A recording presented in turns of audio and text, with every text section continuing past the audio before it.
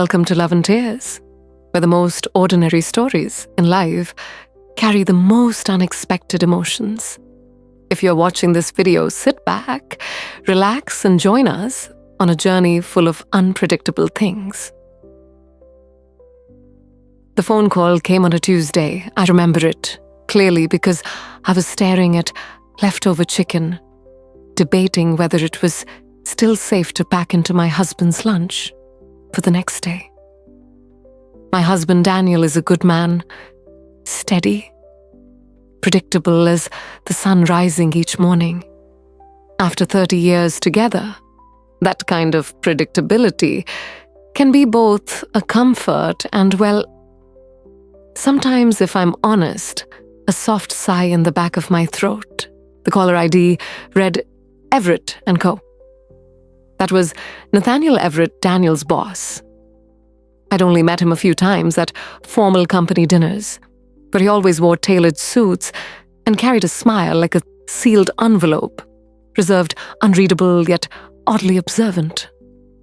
Daniel always referred to him as Mr. Everett, never Nathaniel, not even in private. "Hello, this is Margaret Lane speaking," I answered.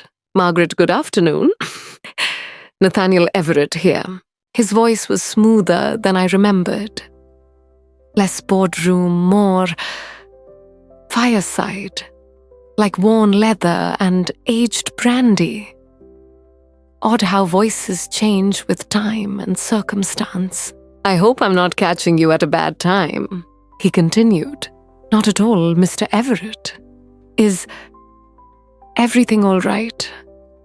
My heart skipped a beat, instantly, leaping to Daniel. Had something happened at the firm? "Oh, everything's perfectly fine. I was actually calling with a rather unusual invitation for you specifically. For me, I nearly dropped the Tupperware. I own a small cabin up by Moonlight Ridge Lake. Quiet, peaceful. It's the sort of place that lets the noise fall away. I was planning to spend the weekend there, Friday through Sunday, and it occurred to me, you might enjoy the escape. Daniel's told me you're fond of nature. Something about your incredible garden." I blinked. Moonlight Ridge. I'd seen pictures, stunning, pristine, like a painting. But just me alone.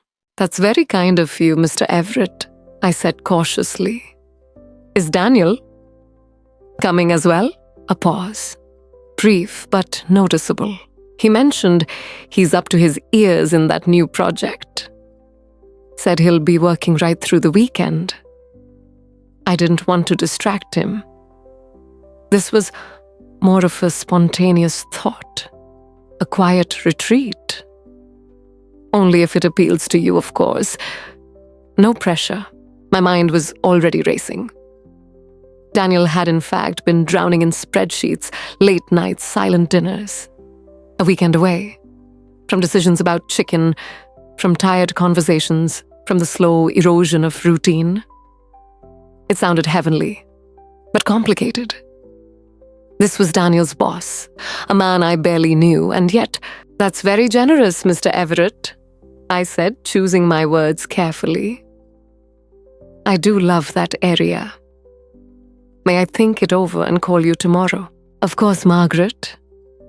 My assistant has my direct line if you misplace it. I'll be heading up around noon Friday." When I hung up, my heart was fluttering like it hadn't in years. That evening, over reheated lasagna, I told Daniel. "Nathaniel Everett invited you to his cabin," he asked, setting down his fork. "Just you?" "He said you told him I like being outdoors." Daniel scratched his chin. "I guess I did mention your roses the other day." "Huh. Everett's a bit of a mystery. Keeps to himself mostly. But I've heard the cabin's something else. Remote, private. He's a good man, though. Formal but decent." He looked at me then. Not just glanced, really looked. Maybe he saw the weariness I usually masked, the quiet ache for something unordinary.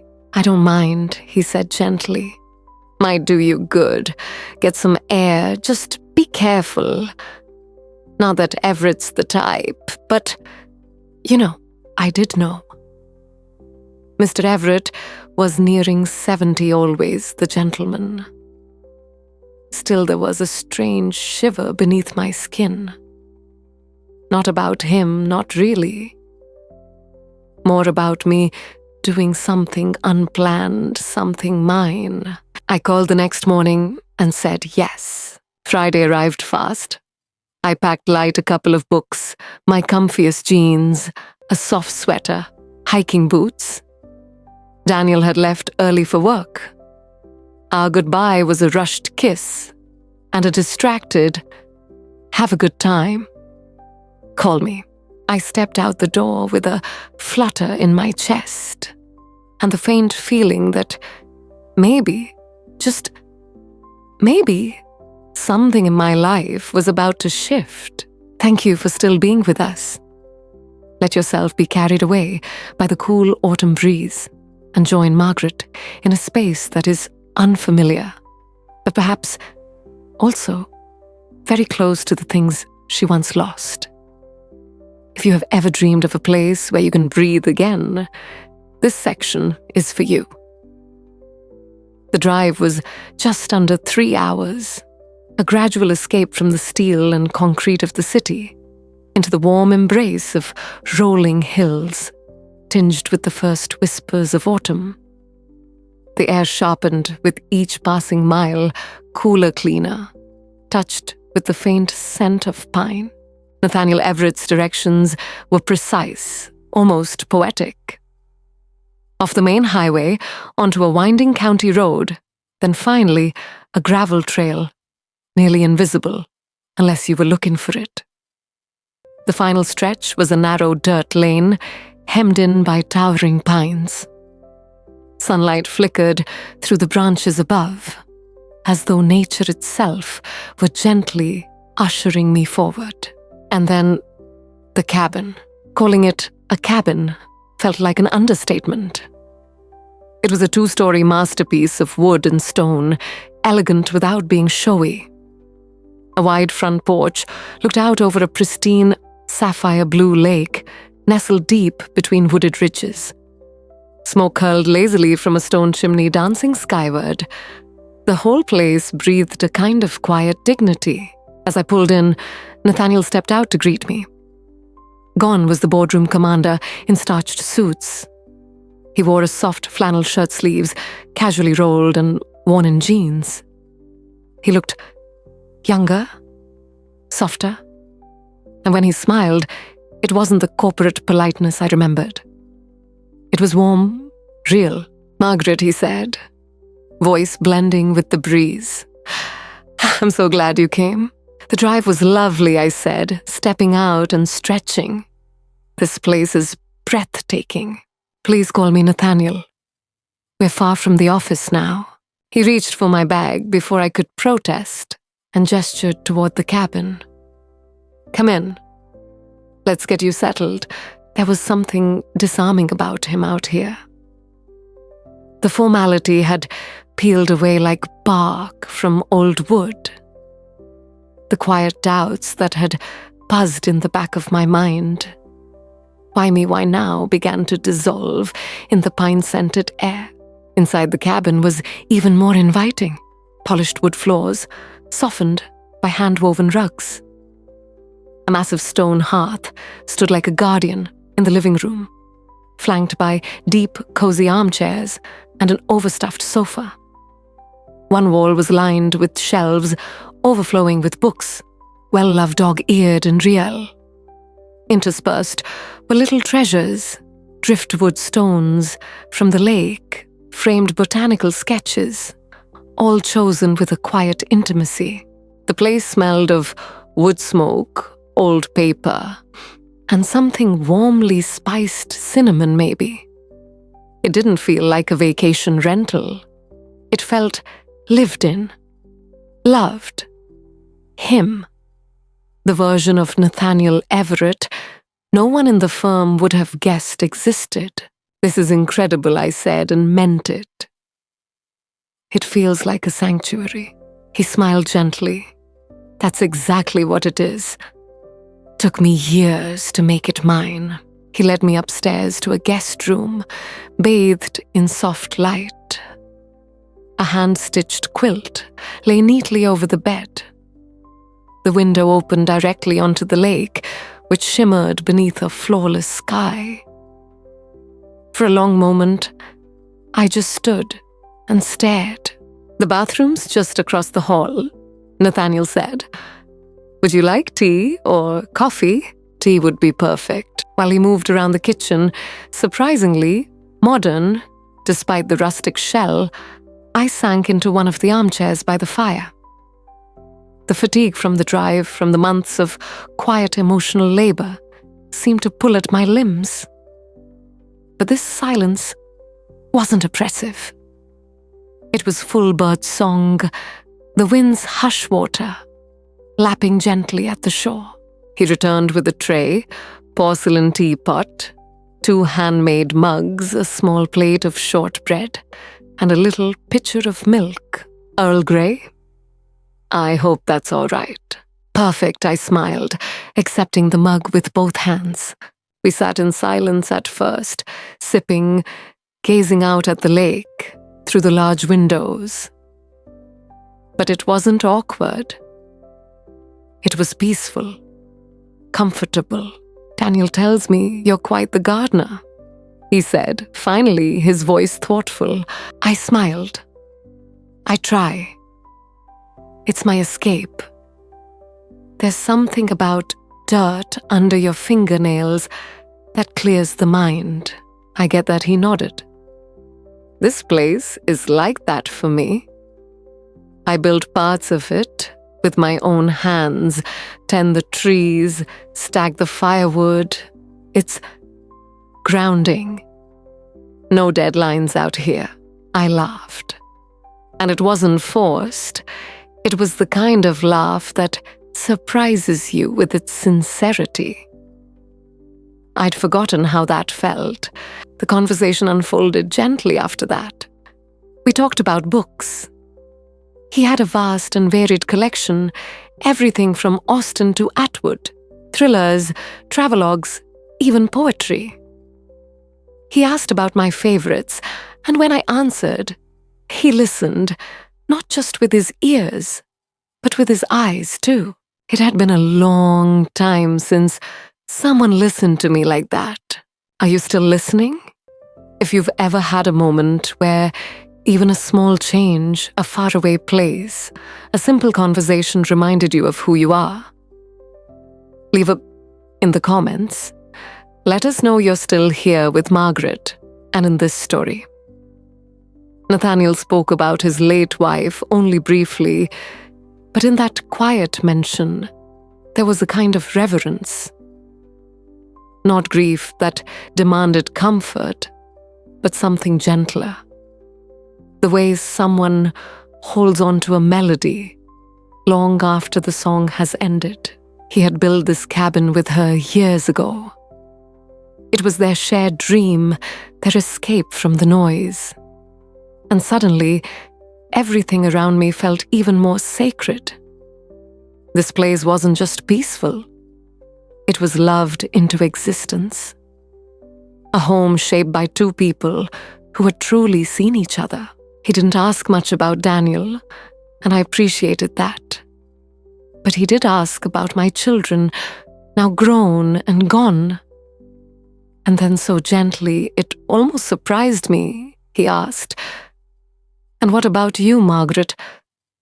What do you imagine for yourself now with more space in the house and in your days?" It startled me.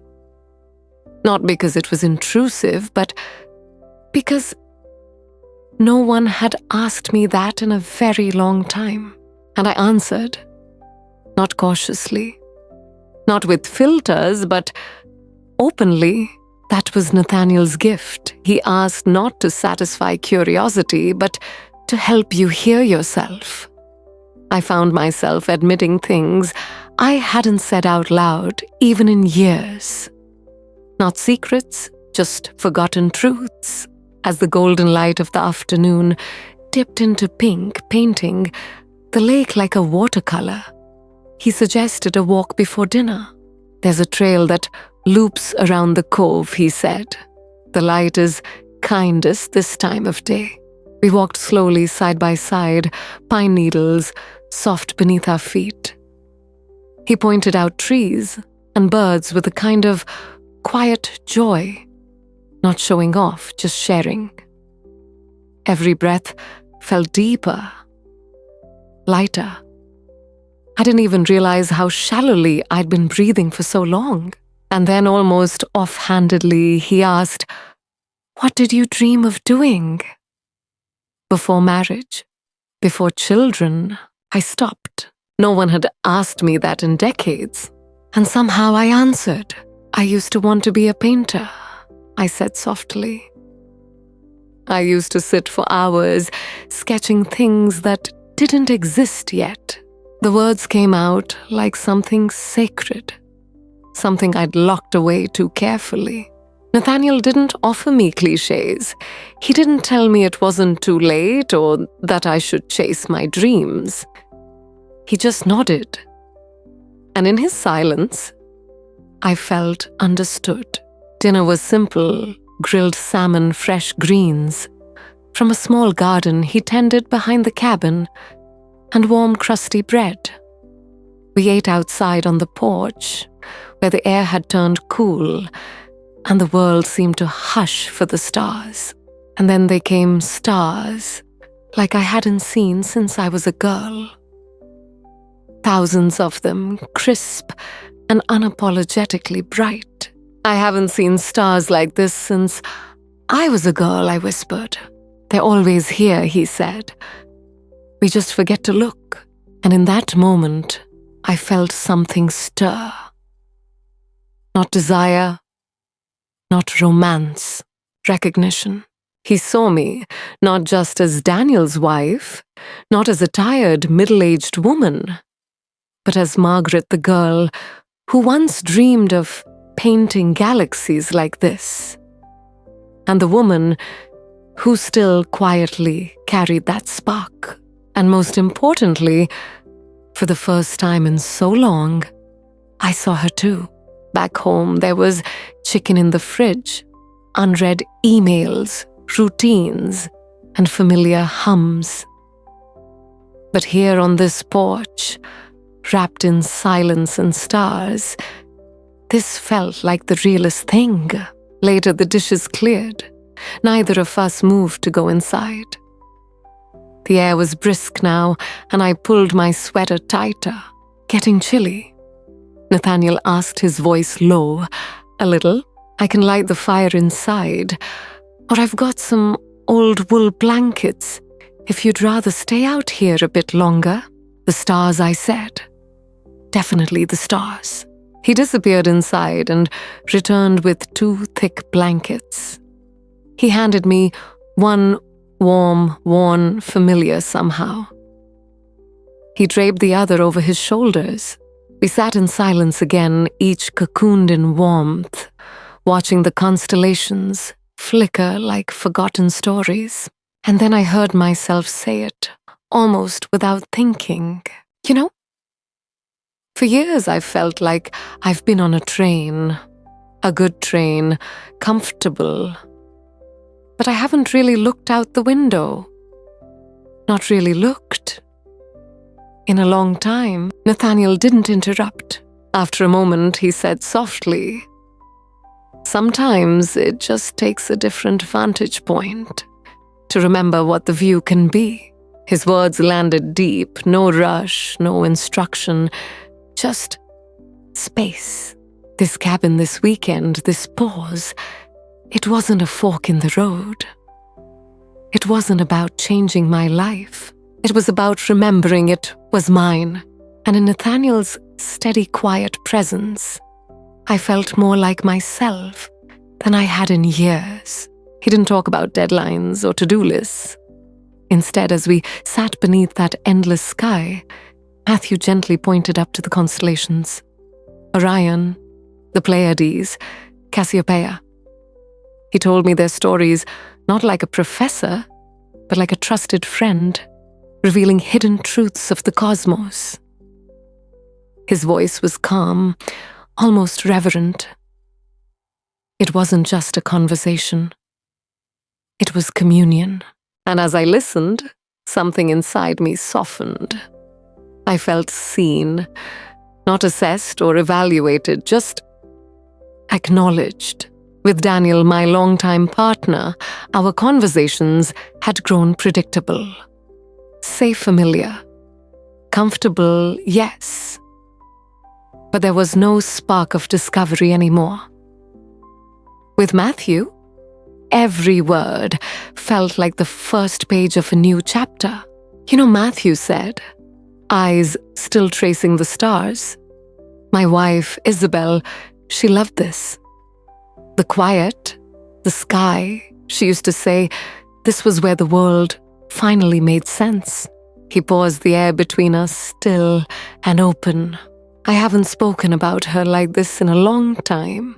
Thank you, I whispered. It helps me understand this place more deeply. A soft silence returned, broken only by the distant hoot of an owl and the sleepy sigh of logs shifting in the fireplace behind us. And then something unfamiliar bloomed in my chest. Not sorrow, gratitude. Deep, unexpected gratitude for this moment, this quiet night, this gentle soul beside me. I think I dozed off briefly. The serenity of it all had wrapped around me like a lullaby. I stirred when Matthew's voice floated through the night. Clara, maybe we should head in. The mountain air hides its bite. I blinked, slightly embarrassed. You're right. Your stars and stories, they've hypnotized me. We rose. I folded the blanket reluctantly. I didn't want the evening to end. Inside the cabin was aglow with the soft amber light of a dying fire. Books lined the shelves, casting long shadows, like guardians of memory. Thank you, Matthew, I said, pausing at the foot of the stairs. For everything, today was more than I could have imagined. He met my gaze, his eyes warm and unwavering. The pleasure was mine. I'm glad you're here, Clara. Sleep well. In my room beneath a handmade quilt and the scent of pine and wood smoke, I didn't toss or turn. I simply lay there, suspended in a rare kind of stillness. There had been no dramatic declarations, no forbidden touches. And yet, something within me had shifted. A door had opened. The part of me that once looked up at the stars and dreamed she had stirred. The part that longed for meaning, found not in romance, but in understanding. In being seen. As sleep finally claimed me, I knew this weekend had only just begun. The most beautiful parts were still waiting in the dawn. The next morning, I woke to birdsong and golden light spilling across the floor. For a second, I didn't recognize the room. The silence was too complete. Then it came rushing back, the cabin, the stars. Matthew, a smile tugged at my lips. I felt lighter. Not just rested, but renewed. I slipped downstairs quietly. The smell of coffee and something savory told me he was already up. In the kitchen there, he was whistling softly while bacon sizzled in the pan. A pot of coffee bubbled happily beside him. "Good morning, Clara," he said, turning with a grin. "Sleep well, like a rock," I laughed. "Better than I have in months." "What can I do to help?" "Nothing," he waved me off. "Just relax." Breakfast is nearly ready. How do you like your eggs? We ate on the porch again, wrapped in the hush of early morning mist. The lake shimmered like a secret. The air was crisp and alive. We didn't talk about stars or grief this time. Just life. Garden pests. My stubborn roses. His never-ending battle with deer. It felt oddly natural, like we'd done this 100 times before. Afterward, he asked, "What would you like to do today?" "There's a beautiful trail we could hike, or we could take the canoe out, or you could stay here with a blanket and a good book." No wrong answer. I looked out at the lake, still kissed by fog. The water called to me, silent and silver. "The canoe," I said, smiling. "Let's take the canoe." Thank you for joining Love and Tears through the first few minutes of this emotional story. If you're still following along, leave a comment with the icon to let us know that your heart is also quietly searching for tender and soul-touching moments, just like our character. The next part will be where the vibrations become the deepest and quietest. You definitely don't want to miss it. See you next time.